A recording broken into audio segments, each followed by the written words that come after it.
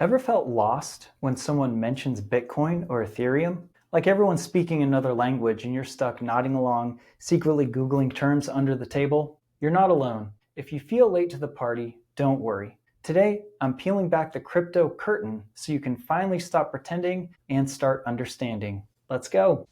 Welcome to your Money on Easy Mode with Damien.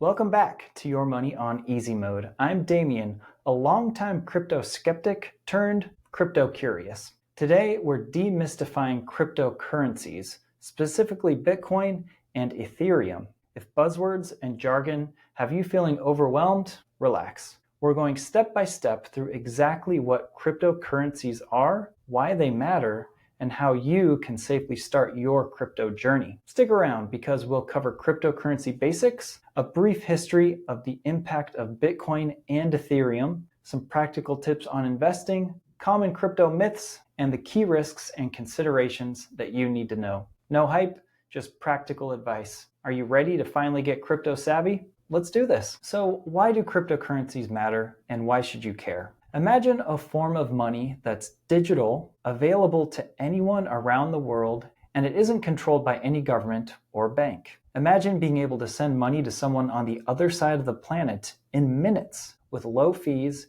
and without needing permission from a bank. That's one of the promises of cryptocurrency and why it's often called the future of money. Cryptocurrencies matter because they're changing the way we think about finance. Just as the internet changed how we share information, cryptocurrencies and blockchain technology could change how we exchange value, prove ownership, or establish trust. From big things like global trade to everyday things like buying a coffee. Companies, developers, and even governments are paying attention. Even if you never buy a single Bitcoin, cryptocurrency will influence your life in subtle ways, from how you bank to how contracts are made in the future. In short, crypto is a big deal because it proposes a new model of money and trust in a digital age. It's an exciting space with lots of opportunities, but also plenty of confusion, fraud, and skepticism. My goal today is to demystify it. By the end of this episode, you'll understand the basics and feel more comfortable with the terms. So let's start at the very beginning. What is a cryptocurrency and how is it different from the money that we use every day? So cryptocurrency, it's a big word, but let's break it down. The simplest way to think of cryptocurrency is digital money. However, it's not just any digital money, it's secure and decentralized digital money. So let's unpack that. First, digital. Unlike the dollars or coins that are in your pocket, cryptocurrencies exist only on computers and the internet. You can't hold a Bitcoin in your hand, you can't stuff it under your mattress, it's entirely online. Second, secure. The crypto in cryptocurrency comes from cryptography, which is a way of protecting information through complex math. This means that each transaction is securely encrypted, so people can't just fake a transaction or steal crypto easily if the proper precautions are taken. Cryptography keeps the system honest. And then decentralized. This is the key part. With traditional money, what the crypto bros call fiat currency, like the US dollar or the euro, a central authority like a government or a central bank controls it. They can print more money, and transactions usually go through banks or payment processors. Cryptocurrency is different. There's no central authority or bank who's in charge. Instead, it runs on a network of many computers around the world. These computers, often called nodes or miners in some cryptos, work together to verify transactions and secure the network. If you've ever used a peer-to-peer file sharing network, it's a somewhat similar concept. Lots of different computers communicating with each other rather than one central server. And in the case of crypto, this network maintains a shared ledger called a blockchain. Now, what is a blockchain?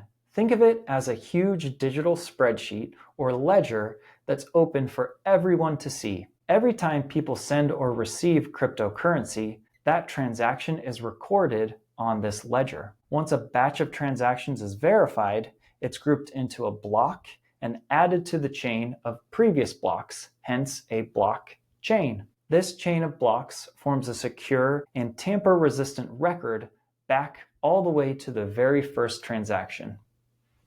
Because it's duplicated across many computers, no single person can go and alter the records, at least not without extremely expensive effort and consensus from others. This makes blockchain very secure and trustworthy in terms of data integrity. Now, anyone can download and run the software to be part of a network. This decentralization is powerful. It means no single company or government can decide to freeze your account or to print more coins out of thin air. The rules of the network, such as how new coins are created or the maximum supply, are typically built into the software and agreed upon by the community from the start. In Bitcoin's case, for example, there will only ever be 21 million Bitcoins. No one can just decide to make more to inflate it. One more important thing, trust without middlemen. Normally, if I send you $100 through a bank, we both trust the bank to update its records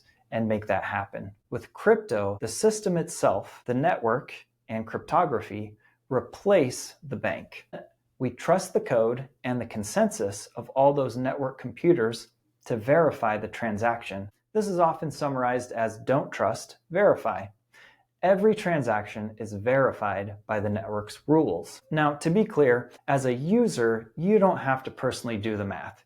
Your wallet software and the computers on the network handle all of that. From a user's perspective, using crypto can be as simple as using a banking app or PayPal. You have a wallet app, you press send, and off it goes.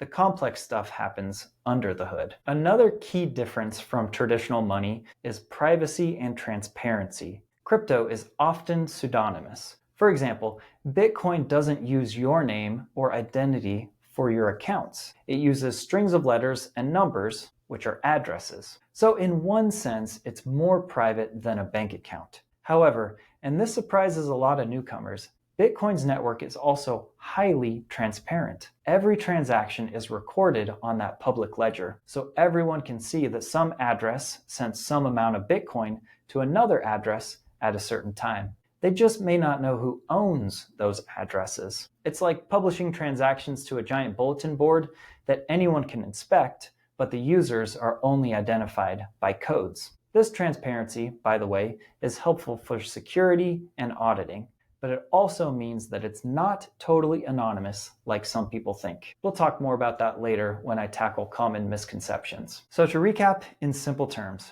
cryptocurrency is digital money that isn't run by a bank or a government. It uses cryptography or complicated math to secure the transactions, and it relies on a bunch of computers, a network, to keep everything recorded on a public ledger called the blockchain. Now, the two biggest names in this space, the ones you hear about the most, are Bitcoin and Ethereum, which we'll focus on next. There are thousands of others, but Bitcoin and Ethereum are the pioneers and the heavyweights, and understanding them gives you a strong foundation. Quick question, if someone handed you $10,000 right now, would you know exactly what to do with it? Honestly, most people don't, and that uncertainty, well, that can cost you big time. So that's why I created something free just for you. Yes, F-R-E-E. And that is my Easy Mode Money Ladder. The Easy Mode Money Ladder is a simple step-by-step guide to help you figure out exactly what to do with your money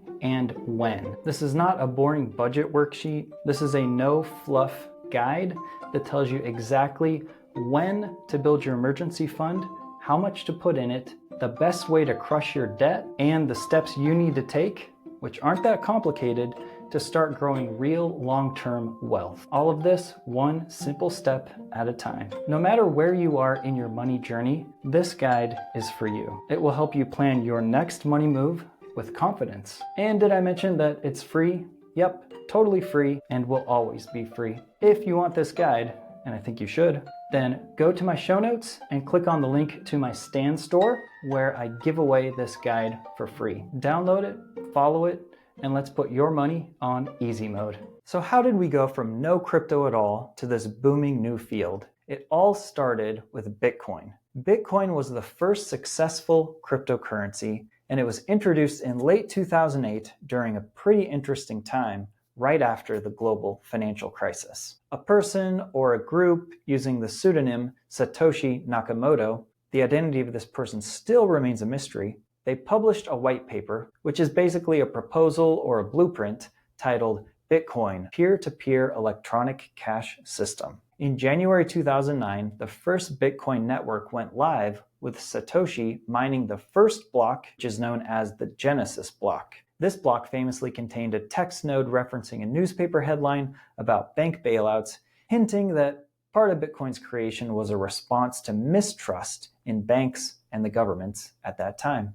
Bitcoin's design was about empowering individuals to control their own money and creating a form of money that couldn't be devalued by governments printing more. In the early days, Bitcoin had basically no value. It was just a handful of enthusiasts and programmers experimenting. There's actually a famous story from 2010. A developer named Laszlo made the first real-world purchase with Bitcoin. He bought 2 pizzas for 10,000 Bitcoin. At the time, that was worth maybe $30 or $40, but today those 10,000 Bitcoin are worth hundreds of millions of dollars. I think the current price is somewhere around $100,000 per Bitcoin.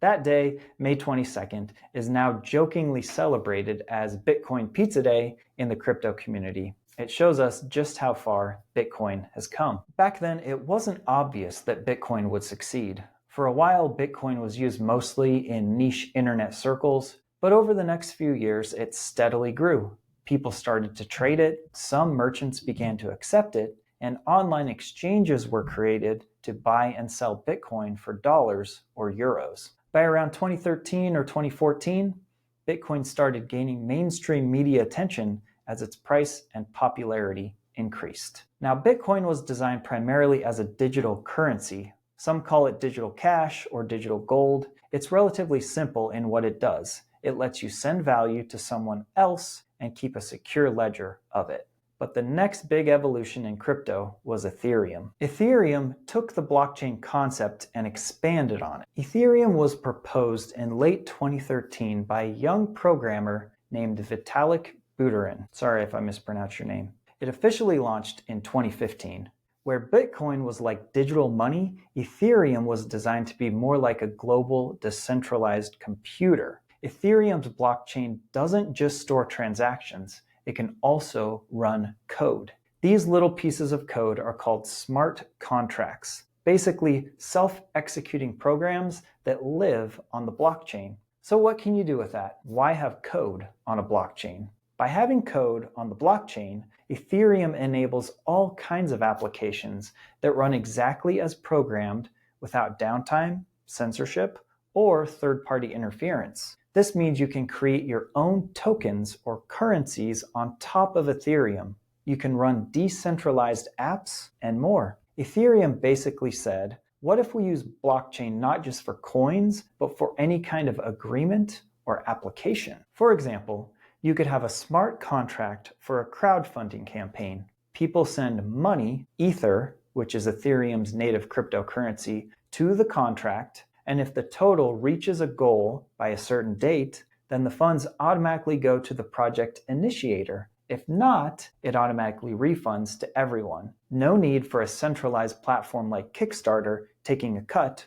or enforcing the rules. The code itself, the smart contract, enforces them. Here's another example, and nowadays it seems like a pretty silly one. Ethereum enabled the creation of NFTs, also known as non-fungible tokens. Remember those pictures of bored apes that you could buy?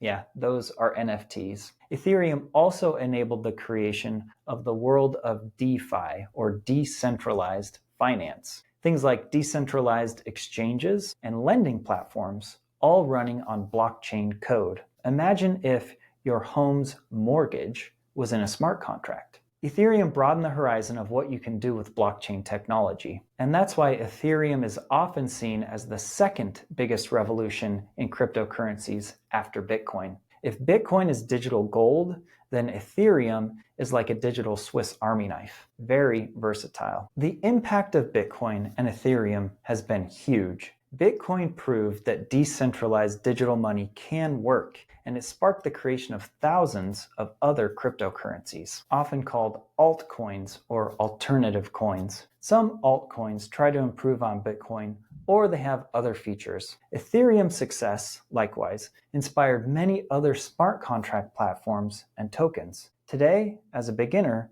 it can be overwhelming because there are so many projects and coins out there. But it's safe to say that Bitcoin and Ethereum remain the two pillars of the crypto world. Bitcoin is seen as a store of value or digital gold and a currency for transactions. It's the most valuable crypto by market cap, and it's often the entry point for investors. And Ethereum, seen as a platform for innovation. Many other tokens run on Ethereum, and it's central to things like NFTs and DeFi. Ether is also valuable. It's used to pay for using the Ethereum network. It's called gas. You can think of it like transaction fees. It's amazing to me how in just over a decade, we went from one experimental coin to an entire ecosystem of cryptocurrencies. Understanding these origins helps you appreciate why the crypto bros are so passionate.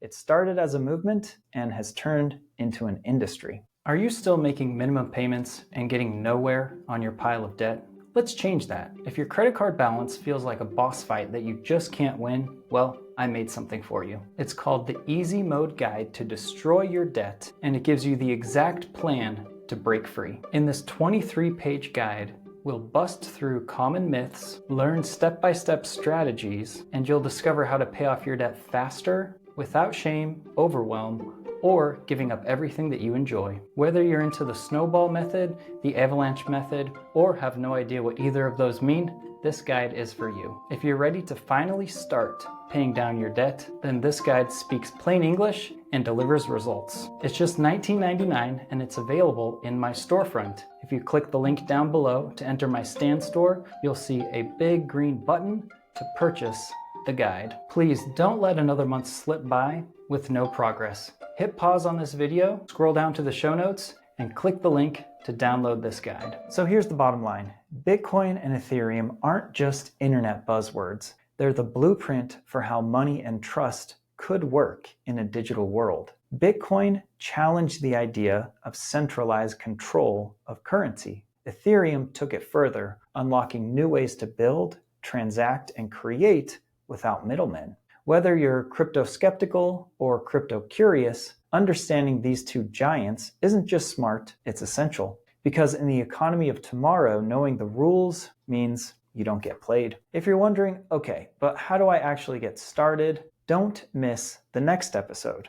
We'll be diving into how to safely invest in crypto, busting some of the biggest crypto myths, and pointing out red flags to watch out for. So here's your call to action. If you've been nodding along without fully getting it, now's your chance to flip the script. Download a beginner-friendly crypto wallet, explore a trusted exchange, and just poke around. You don't have to invest a dime, just learn how it works. Because crypto isn't coming, it's already here. And the sooner that you understand it, the more power you'll have to make smart moves. Thanks for watching today. Make sure to follow Your Money on Easy Mode for more no BS breakdowns of money, tech, and everything in between.